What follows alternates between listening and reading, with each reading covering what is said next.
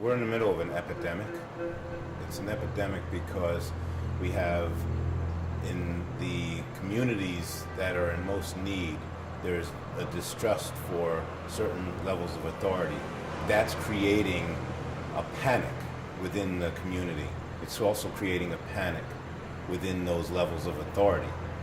And everybody from the community, from the police officers, government, are scrounging in opposite directions for remedies.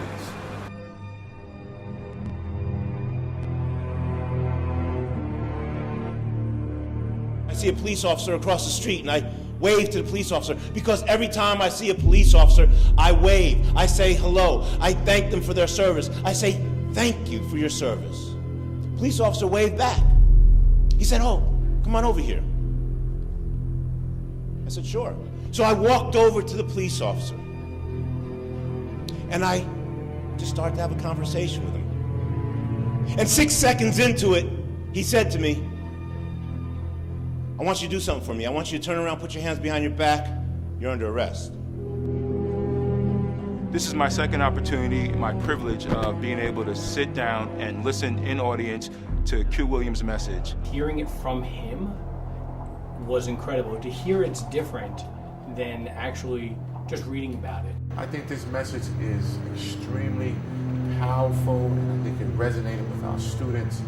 He cuffed me quickly, put me up against a cruiser.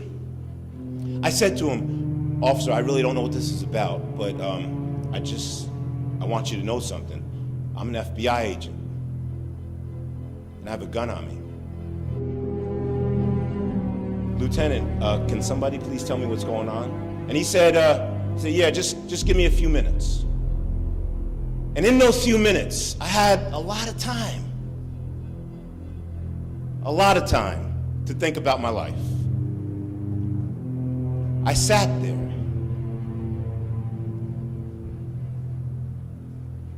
In that car, handcuffed.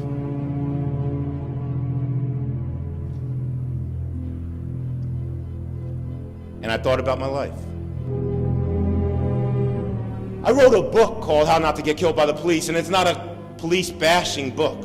It's a book that brings the police and the community together. It's a book that builds on communities, because it gives tools to community members about how to interact with the police in successful ways. It also teaches the police how to better interact with the communities they serve. It's serving in the 21st century, not policing in the 21st century.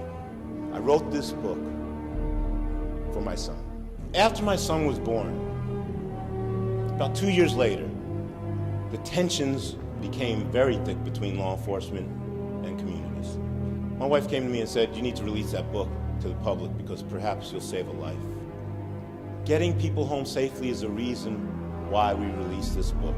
I just want you to know what I didn't know when I was your age. Nobody told me what to do when I was stopped by the police. So I'm telling you what to do when stopped by the police.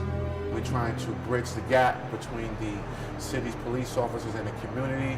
It is much needed. This was the premier opportunity with somebody who has incredible credibility. These are survival skills. I myself has had interactions with law enforcement, and I wish I had this counsel as a young man growing up in New York City in the Bronx.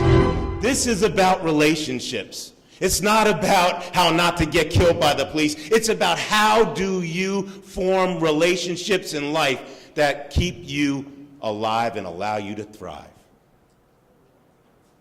Relationships will drive your destiny. They drove mine. I thank you for having me here today. God bless you. Thank you.